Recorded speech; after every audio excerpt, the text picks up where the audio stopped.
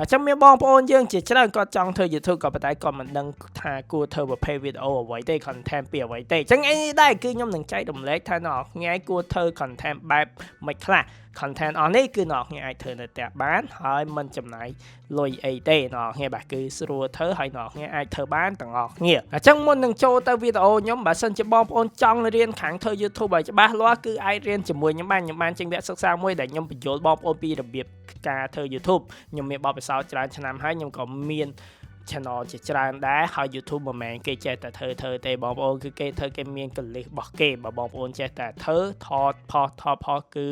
មិនងាយទៅមុខទេបងប្អូនមិនងាយដើរទេអញ្ចឹងបើបងប្អូនចង់រៀនខាងសិក្សាខាង YouTube ជាមួយខ្ញុំអាច scan QR នេះបានគ្នាបាទយ៉ាក៏ប៉ុន្តែខ្ញុំអត់ចែកដោយ free ទេគឺចំណេះដឹងអានេះគឺខ្ញុំមកបានហ្នឹងគឺវាច្រើនខែច្រើនឆ្នាំដែរគ្នាបាទចឹងខ្ញុំមកចែកឲ្យ free ទេបើបងប្អូនមានចម្ងល់អីពាក់ព័ន្ធជាមួយនឹង YouTube ឬក៏បញ្ហាអី YouTube អាចសួរខ្ញុំបានដូចគ្នាគ្នាបាទក៏ប៉ុន្តែអត់ free ទេបាទគឺខ្ញុំគិតលុយបាទអញ្ចឹង content ទី1ដែលគ្នាអាចធ្វើបាននោះគឺធ្វើប្រភេទ game អញ្ចឹងគ្នាអាចធ្វើប្រភេទបែប game play ក៏បានឬក៏បែប short ដូចខ្ញុំធ្វើក៏បានដែរយើងអាចធ្វើបាននៅលើទូរស័ព្ទក៏បានដែរឲ្យតែទូរស័ព្ទបងប្អូន record បានហើយបើបងប្អូនមានលើតុងតើអញ្ចឹងទៅវាកាន់តែល្អតែ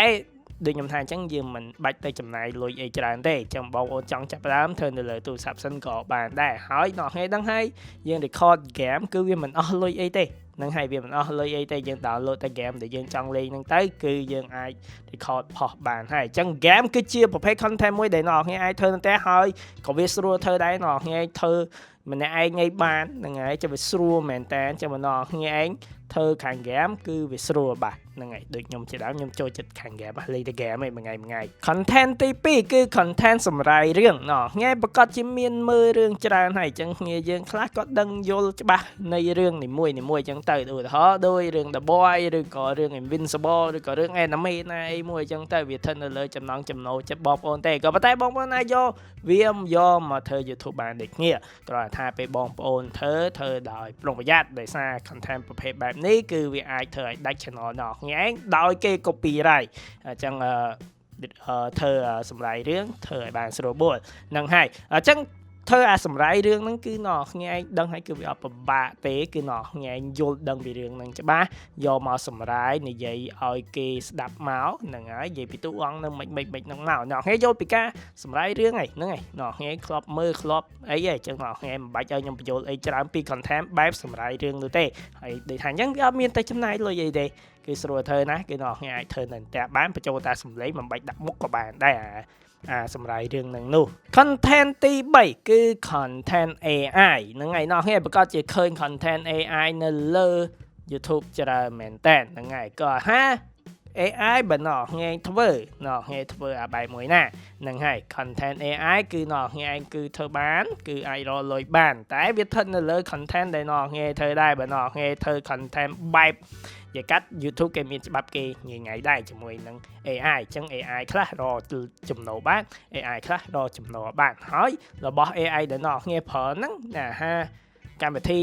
AI ដែលអ្នកប្រើហ្នឹងវាគិតលុយដែរខ្លះវាគិតខ្លះវាមិនគិតអញ្ចឹងតែអញ្ចឹងវាស្ថិតនៅលើបងប្អូនទេក៏ប៉ុន្តែ AI គឺអ្នកអាចធ្វើនៅផ្ទះបានធ្វើនៅកាហ្វេក៏បានធ្វើអីក៏បានដែរក៏សរសេរប្រំទៅហើយឲ្យវា generate ឲ្យយើងអញ្ចឹងទៅអ្នកធ្លាប់ឃើញវីដេអូ AI ជាច្រើនហើយវាមានច្រើនប្រភេទមែនតើអញ្ចឹងដូចថាអញ្ចឹងអាខ្លះវាអាចរកលុយបានអាខ្លះវាមិនអាចរកលុយបានក៏ប៉ុន្តែ AI គឺស្រួលទាញ view ហើយបើអ្នកធ្វើបានជោគជ័យគឺបានលុយច្រើនមែនតើក៏ប៉ុន្តែវាមិនមែនស្រួលធ្វើទេ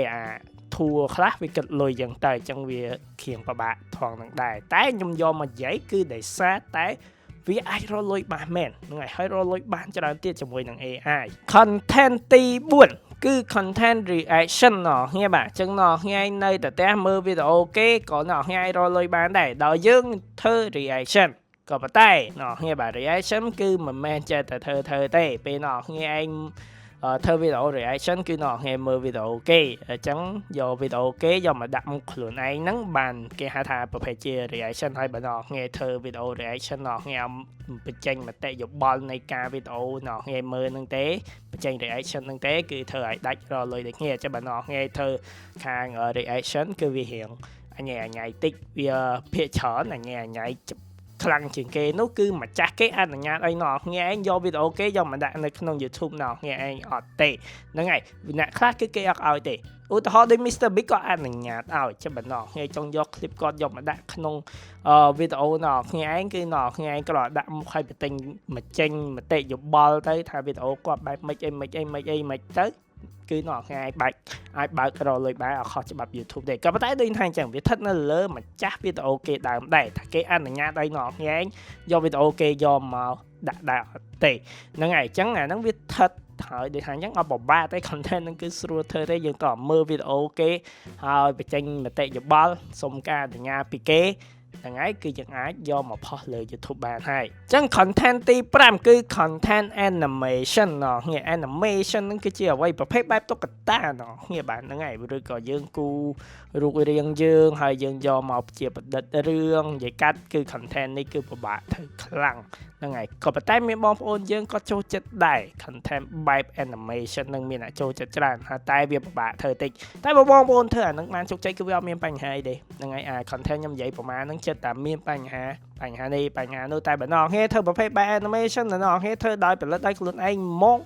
គឺវាមិនសូវមានបញ្ហាទេហើយមានអ្នកចូលចិត្តមើលច្រើនទេបើសិនបងប្អូនចេះធ្វើវីដេអូឲ្យបានល្អអញ្ចឹងណាហ្នឹងហើយគឺមានអ្នកមើលច្រើនហើយ content ហ្នឹងគឺវាស្ថិតនៅលើកម្មវិធីបងប្អូនប្រើទេហើយខ្ញុំក៏មិនសូវយល់ច្បាស់ដឹងពី content នឹងដែរក៏ប៉ុន្តែអ្នកងាយប្រកាសជាធ្លាប់ឃើញនៅលើ YouTube ហើយគឺមានគេធ្វើប្រភេទបែបជា animation ច្រើនណាស់ហើយវាក៏អាចរកលុយបានច្រើនដែរហើយអ្នកងាយឯងគឺធ្វើបាននៅផ្ទះហើយវាស្ថិត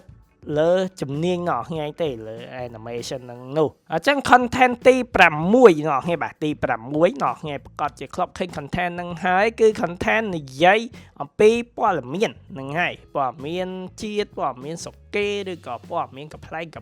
ឬក៏ព័ត៌មានអីចឹងទៅអ្នកងាយធ្លាប់ឃើញនៅលើ TikTok ហើយហ្នឹងហើយពួកគាត់ហ្នឹងគឺគាត់ធ្វើឲ្យអ្នកងាយប្រកាសជាស្គាល់ពួកគាត់ហើយហ្នឹងហើយគឺអ្នកងាយអាចធ្វើប្រភេទ content ហ្នឹងបានដូចគ្នា content ប្រភេទ content ហ្នឹងគឺអ្នកតម្រូវឲ្យអ្នកងាយឯងដឹងពីព័ត៌មានឲ្យច្បាស់លាស់ហ្នឹងហើយកុំចេះតាដឹងតែព័ត៌មាននឹងតិចតួចហើយយកមកផុសប្រយ័ត្នគេជេរហ្នឹងហើយព័ត៌មានមិនពិតគេជេរបងប្អូនអញ្ចឹងធ្វើព័ត៌មានឲ្យពិតហើយដូចថាអញ្ចឹងនេះប្រភេទ content បែបនេះគឺយើង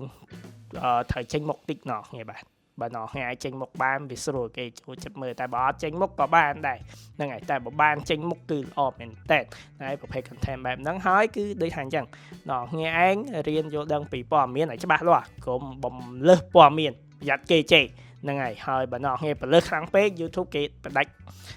monetize អ្នកងាយដូចគ្នាយ៉ាអញ្ចឹង content អននេះគឺជា content ដែលអ្នកងាយអាចធ្វើបាននៅផ្ទះហើយមិនសូវចំណាយលុយច្រើនទេមានតែ AI ហ្នឹងមួយទេអាចជាប្រហែលជាពិបាកនឹងអត់ចំណាយលុយបន្តិចតែដូចខ្ញុំថាអញ្ចឹងធ្វើ game តែវាមិនទៅចំណាយលុយអីច្រើនទេវាអាចចំណាយលើតុងទ័រ